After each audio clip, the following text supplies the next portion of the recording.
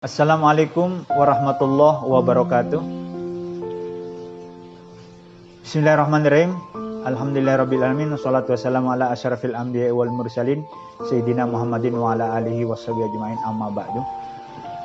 Para penonton yang saya hormati, dalam kesempatan ini kami akan mengulas sedikit tentang awal mula masuknya Islam di Bali atau di Pulau Dewata ini.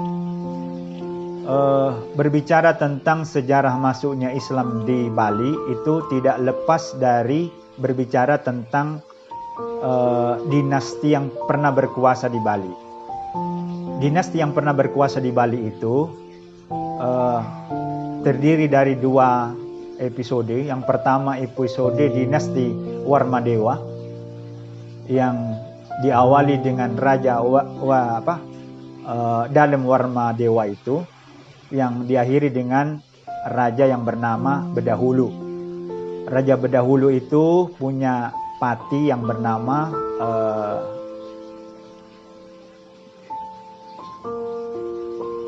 Kebo Iwa. Kemudian pada suatu saat Majapahit ingin menaklukkan Bali. Salah satu yang menjadi pertimbangan Pati Gajah Mada untuk menaklukkan Bali itu adalah karena Raja Bedahulu itu punya patih yang sangat sakti yang bernama Kebo Iwa itu. Kemudian Kebo Iwa dengan taktik yang dilakukan oleh Pati Gajah Mada mengundang Kebo Iwa untuk menghadiri satu acara yang ada di kerajaan Majapahit. Pada saat mereka rombongan dari Bali sampai di sana, kemudian disuruh si Pati itu untuk menggali sumur.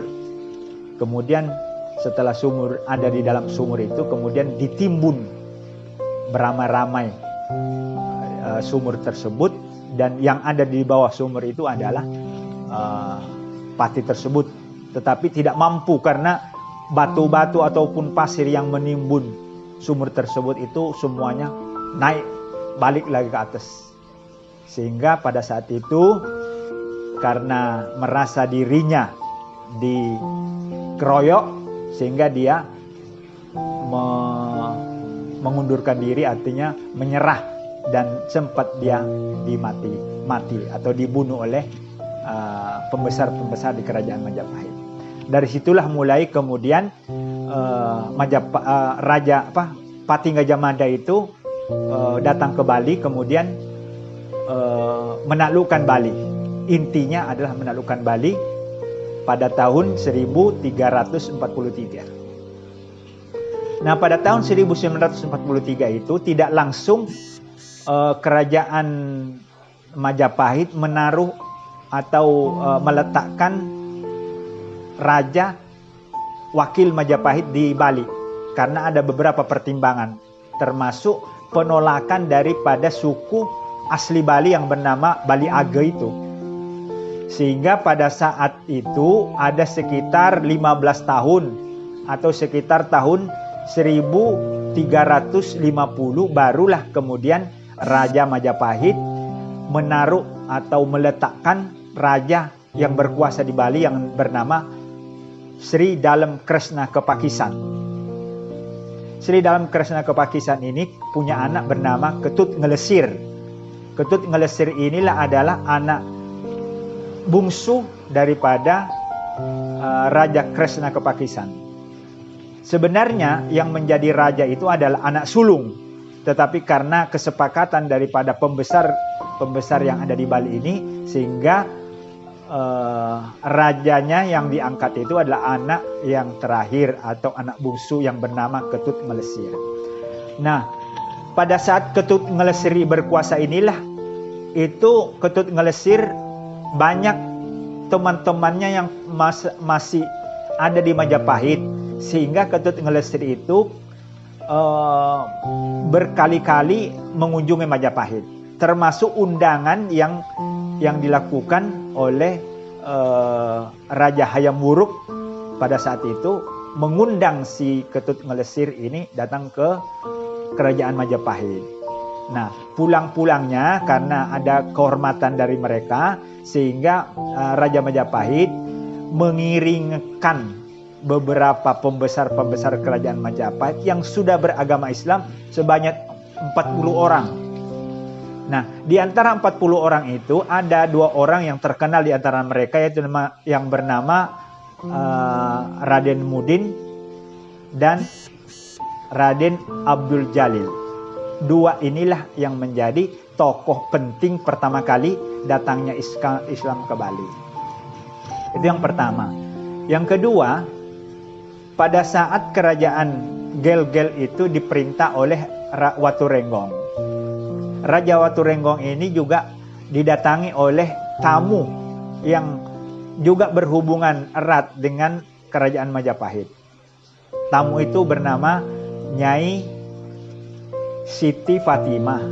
Nyai Siti Fatimah ini kemudian membawa rombongan sebanyak 100 orang yang kemudian masuk di kerajaan Gel-Gel.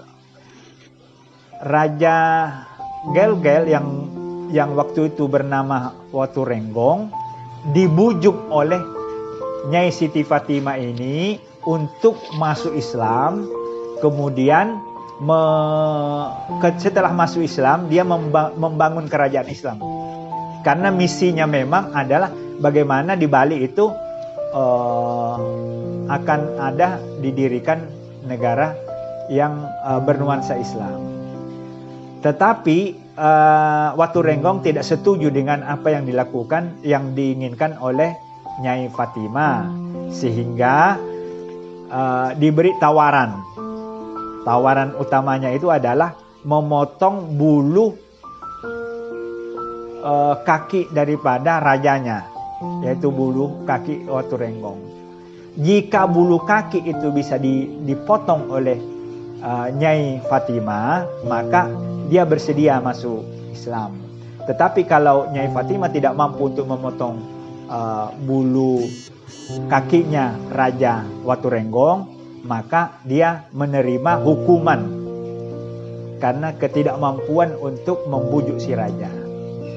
Nah, menurut cerita rakyat bahwa bukan pada saat tidak bisa memotong kemudian dia dibunuh diri atau dibunuh atau bunuh diri, tetapi memang diberikan kesempatan untuk tinggal di satu tempat di daerah Klungkung, di daerah Gel-Gel bagian 3 km di sebelah utara itu, sehingga disitulah sampai beliau meninggal dunia beserta para pengikutnya. Nah, pengikutnya inilah yang kemudian membentuk komunitas pertama Muslim di Bali, yaitu di daerah Gel-Gel yang sekarang menjadi desa Kampung Gel-Gel itu. Disitulah kemudian didirikanlah masjid, yaitu Masjid Nurul Huda, yang didirikan sekitar tahun 1550. Itulah yang pertama kali sejarah masuknya Islam di Bali. Nah, untuk selanjutnya mungkin episode berikutnya adalah Islam yang masuk di daerah Buleleng, Jembrana, dan Badung. Barangkali itu dulu yang bisa saya sampaikan. Mudah-mudahan ada manfaatnya. Billahi taufiq wal hidayah. Assalamualaikum warahmatullahi wabarakatuh.